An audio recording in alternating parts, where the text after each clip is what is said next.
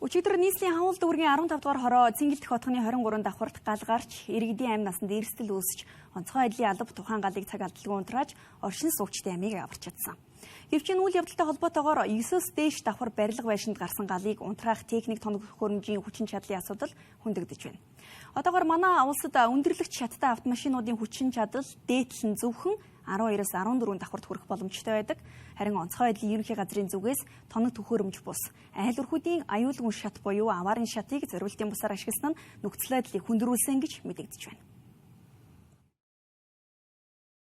Онцгой байдлын ерөнхий газраас мэдээлснээр энэ удаагийн галт төмрийн үеэр техник тоног төхөөрөмжөөс шалтгаалсан асуудал үүсээгүй гэж мэдэгдлээ. Харин тухайн орон сууцны зарим айл өрхүүд аюулын үед ашиглах зориулттай аваарын шат болон гарцыг зориултын бусаар ашигласан нь нөхцөл байдлыг улам хүндрүүлсэн гэж мэдэгдлээ.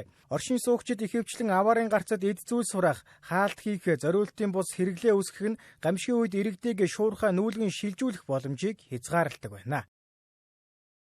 Яг одоо өчтөр бид үгүй харлаа шүү дээ. Одоо сошиал мэдээлэл дээр ч гэсэн харлаа. Иргэд тийм ээ. Яг ашиглаад гарах гэхээр бүгд ялангуяа нөгөө айл өрхийн тэр тагтан дээр тийм үү балкон дээр бол бүгд одоо эд зүйл ингээ хураага таглаа тавьчихдаг.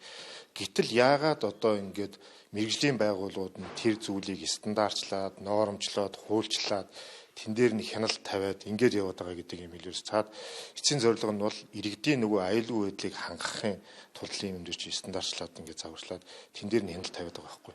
Тэгэхээр иргэдүүд маань өөрсдөө яаж яах вэ? Тэрийгэ таглаад тий эд аж ахуйг ингээд хураага тавьчихдаг. За тэгээд дээрэс нь одоо сая миний зүйл нөгөө таашрахгүй одоо аваарын гарц буюу тийм ээ.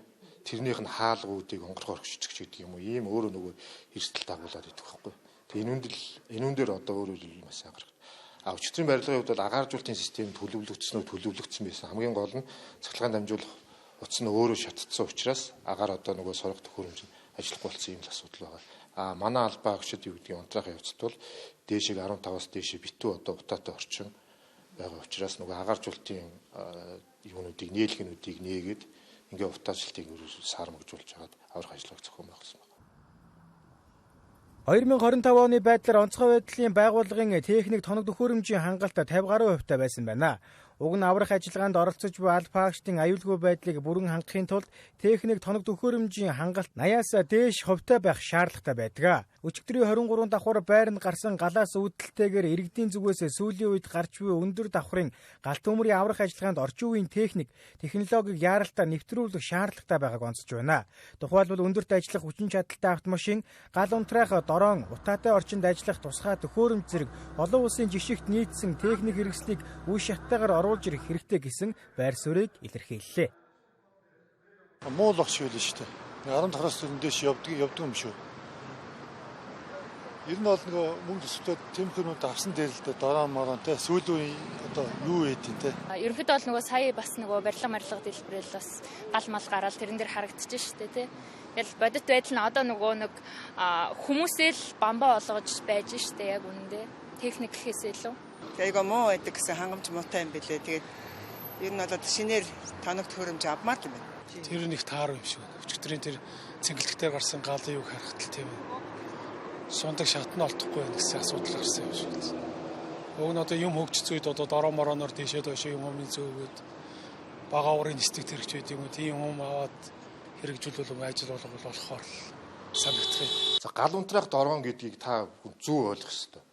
Өөрөөр хэлбэл дэлхийн та бүхэн хараарай. Ямар ч улс оронд яг гал унтраах зорилттой энэ галс нөгшнийг орлоод энэ хушуу бариад ус цацаад ингээ унтрааж явах ийм бодит кейснүүд байхгүй.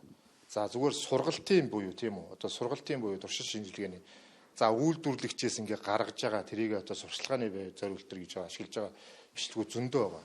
За гал унтраах дорооныг юунд ашиглаж байгаа нөхөр бид нар дулаан илрүүлэх тийм үү? Эрен хайх ажиллагаанд өөрөөр хэлбэл юу гэдгийг хосолдогч буюу нэрвэгдэгчийг тухайн байранд орох боломжгүй бол нөгөө биеийн температур дулаанаар ч гэдэг юм ашиглах ийм зорилтоор л олон улсад ашиглагдж байгаа. Мэргэжлийн байгууллагуудын зүгээс өндөр барилгад оршин суугч иргэд галын аюулгүй байдлын дүрм зааврыг тогтмол мөрдлөх шаардлагатайг анхааруулж байна. Ялангуяа аваарын гарц, шат хонглыг чөлөөтэй байлгах, галын дохиол болон унтраах хэрэгслийн бүрэн бүтэн байдлыг хангах нь иргэн бүрийн үүрэг гэдгийг онцолж байна. Мөн өчигдөр гарсан Цэнгэлдэх хотхны галт төмрийн үеэр тухайн барилга нь норомт дүрм стандарт зөрчөөгүй шаардлага хангасан барилга байсан учраас иргэдийн аймнаас эрсдээгүй гэдгийг албаныхан онцлолоо. Тодорхойлбол уг барилга нь 18 давхраас дээш гал унтраах зориулалтын каранттай байсан тул онцгой байдлын албаагчид галыг бүрэн унтрааж чадсан гэдгийг мэдээллээ.